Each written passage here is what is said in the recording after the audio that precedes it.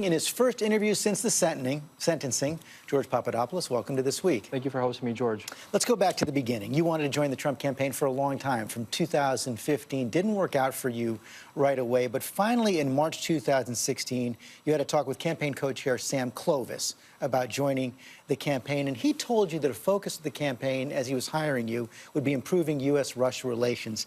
Did he tell you why, and how did you follow up? I didn't really understand why, except that obviously candidate Trump at the time was very vocal about pursuing some sort of working relationship with President Putin should he ever be elected president. So it was no secret that the campaign, especially when the boss is looking to improve relations at some level with Russia, that my supervisor at the time during an interview would be asking me if I'd be inclined to support that initiative. And you took that seriously. You took responsibility for it. Just about a week or so later, you met with a man who's become famous now, Joseph Mifsud, a Maltese professor with ties to Russian intelligence, connected to Russian intelligence. Do you think that meeting was a coincidence? I don't know, George. I was working at a group called the London Center of International Law Practice. I had notified them that I would be leaving London to go back to the United States, where I was going to pursue my new career or job. But they still decided to take me to Rome with them on some sort of business trip where I met this professor. To this day, I have no understanding why or why fate put me in the same room with this person. But when he found out you were working for the campaign, he was very interested. Yes.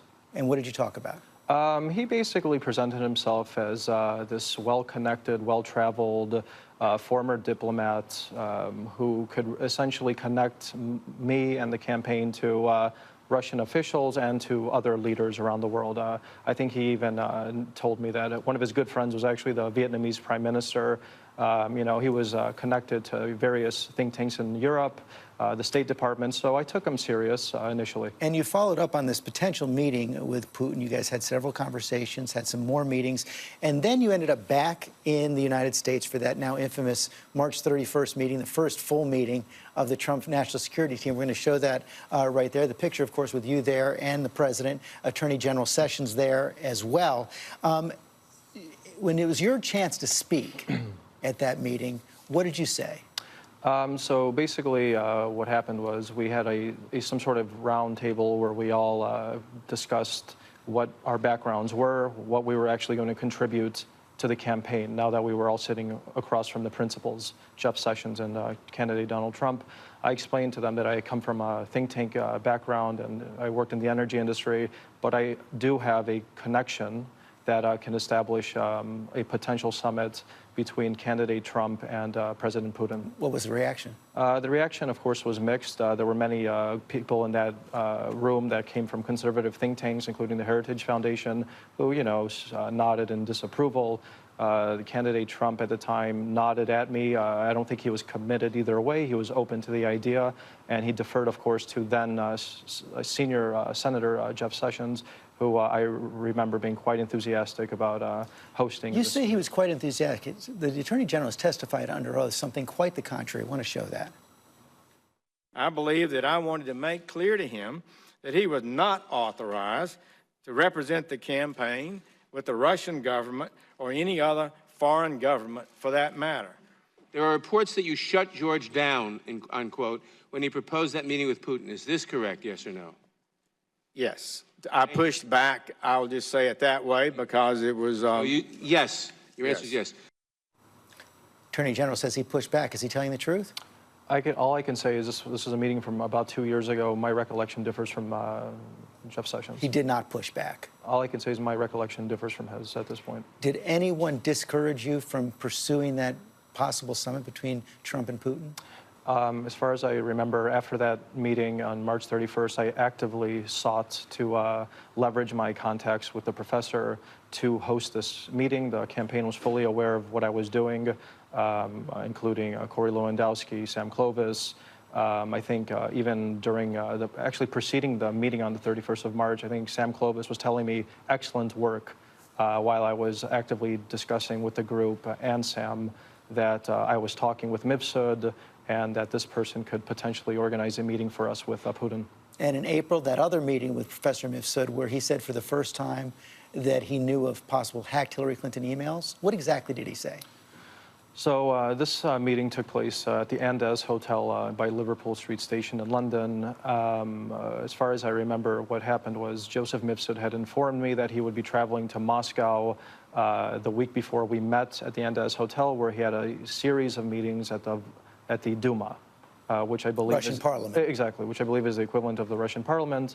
Then he sat me down, and he was quite giddy, and he told me, I have information that the Russians have thousands of Hillary Clinton's emails.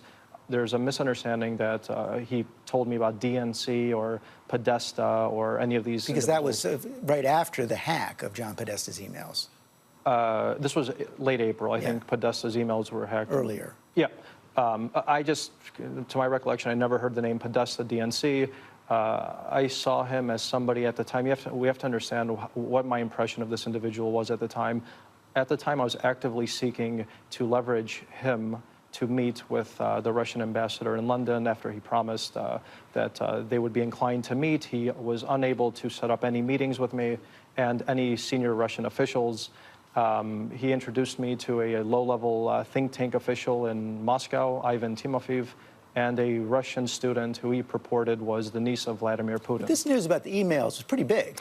It was very big, but because of his inability to really connect me the way I wanted him to, when he did state this, I guess it was a momentous statement, at the time I thought, how could this person possibly hold the keys to the kingdom of such a massive conspiracy when he couldn't even introduce me to people I wanted? So of course I was shocked, but at the same time, this wasn't a Russian official telling me this either. John Mashburn, who was working on the campaign, testified that you sent an email to him talking about this. I have no recollection of doing that, George. If I did send an email, and especially if others were copied on it, I'm sure that evidence would have been produced by now. But you can't guarantee that you did not?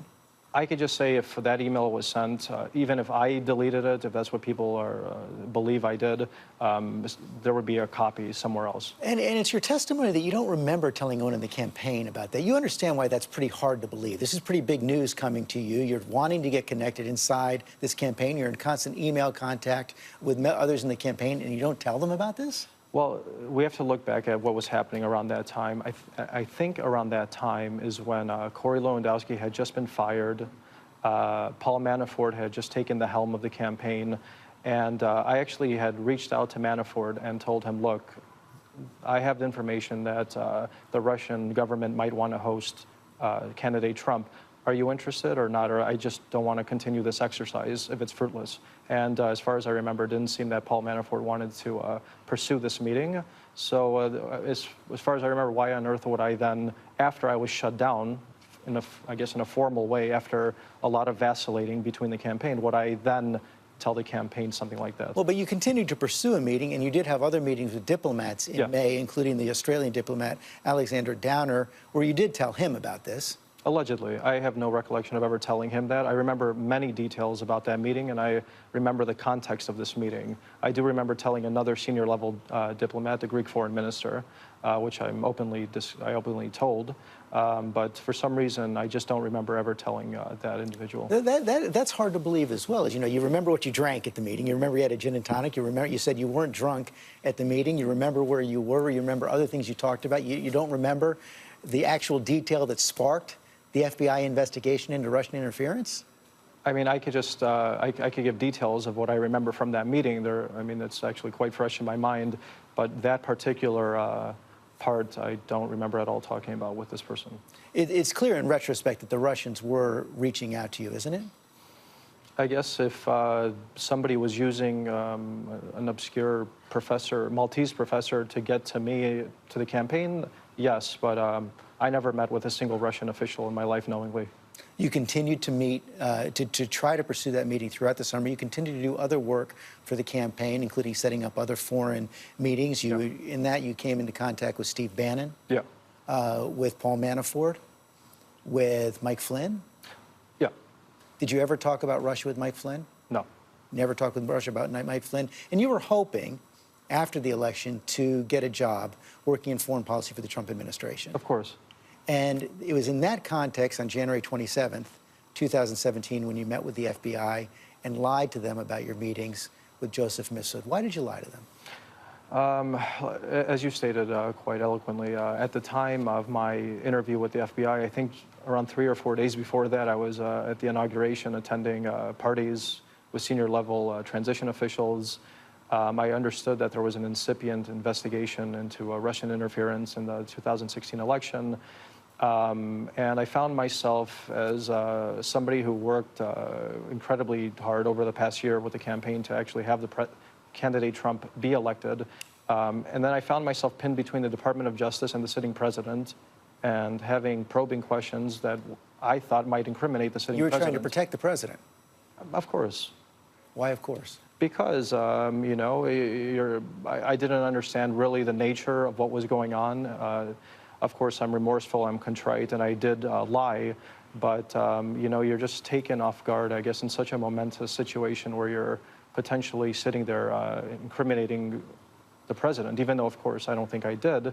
You know, that was probably in the back of my mind of what exactly am I doing here, talking about Russian hacking or election interference with the candidate that I just worked for. You then go to Europe, spend much of the spring in Europe. And do you believe at that time the FBI was still tracking you? I believe so, yes. And you came back in July when you were arrested upon your return. Tell us about what happened when you were arrested and then questioned by Robert Mueller's agents. The day of the arrest? Mm-hmm. So I was flying in from Athens via Munich, and my touchdown in Dulles Airport in Washington, and I'm texting or SMSing my girlfriend at the time, and I'm letting her know that there's people watching me here at the airport. There's something very odd. You know, there's some gentlemen in a suit and a red tie, and they're just staring at me while everybody else is exhausted off a transatlantic flight. I get to the kiosk where I'm attempting to put my passport in the kiosk to get my visa to re-enter the country, and there's a badge in my face that this is the FBI, you should come with us. And you knew from those first questioning after you returned that you were in serious trouble. Of course. How? What was that? How? What did they tell you exactly? Basically, they told me that if this is what happens when you don't tell us everything about your Russian contacts. And you made a pretty quick decision to cooperate with them. In the course of your meetings with Mueller's team, were you surprised by how much they knew, not only about your activities, but about the campaign? I think the FBI knows, especially if the FBI has an eye on you, they're going to know everything about your life and supposedly the campaign as well. So I wasn't shocked at all by the information they had about me. Well, the Mueller's team says you did not offer substantial cooperation. You only gave information when pushed. I did my best, that's all I can say. I offered what I knew. I certainly wasn't going to lie to please anybody. I just stated what I knew, and those were the facts. Based on all of your meetings with them over the course of the last several months, you had at least 4 meetings with Mueller's team. Did you ever meet with Mueller himself? No, I did not. Based on everything you learned from those meetings, do you believe they have evidence that people inside the Trump campaign or advisors to President Trump colluded with Russia? I can't really get into details about what I discussed with the special counsel because there's still an ongoing investigation, of course. I could just speak for myself, and my verdict, I think, speaks volumes of how I was involved at this time. But you know, your lawyers describe you as the first domino in this investigation. Do you believe you're going to be the last? I mean, of course I'm not the last. There have been other guilty pleas and convictions. I think Paul Manafort is sitting in jail as we speak. So, of course, I'm not the last, but apparently I was the start. And President Trump had his reaction to your sentencing on Friday as well. I want to show that right there. He had a tweet coming out of this, and we want to put that up on the screen right now. There it is, 14 days for $28 million, $2 million a day, no collusion, a great day for America. What's your response to that? I'm just reading I guess my sentencing. I was sentenced to 14 days in prison for mistakes I made, but I have really no opinion on what the president said about my sentencing. Your lawyer said that President Trump hindered the investigation more than you did. Do you agree? Those are their opinions. I have no idea about that. Do you believe, is President Trump still the candidate, been the kind of candidate president you expected him to be when you signed up? When I signed up, I was a foreign policy advisor. I wasn't dealing with social issues or economic issues. for that matter. On foreign policy, I think he's done a good job. Done a good job. I think he's done a good job. How so? I see improvement on the Korean Peninsula. I see NATO expanding their capabilities under President Trump. I do see a detente emerging between the U.S. and Russia. I think things are stabilizing around the world. Do you think he tried to block the Russia investigation, and do you agree with his attacks on the FBI and the Justice Department? I think that this investigation should go through the process. I don't think anybody should obstruct anything, and I have no opinion on, and I actually have no knowledge if the president is obstructing anything. That's just my opinion. Are you still loyal to President Trump? I'm loyal to my country, first and foremost, and that's actually why I decided to cooperate with the special counsel. But of course, it's in everyone's interest in this country for the president to succeed. So of course, I wish him all the luck in the world, and I hope he continues to do good things for this country. Do you think when the entire Mueller investigation is finished, that they will demonstrate that there was collusion between the Trump campaign, between Trump advisors, and the Russians? You know what, George? I have no idea. All I can say is that my testimony might have helped move something towards that, but I have no idea. I want to finally show one tweet you sent around August 26th when you were considering dropping your plea agreement. I want to put it up on the screen right now. It's a quote from Machiavelli.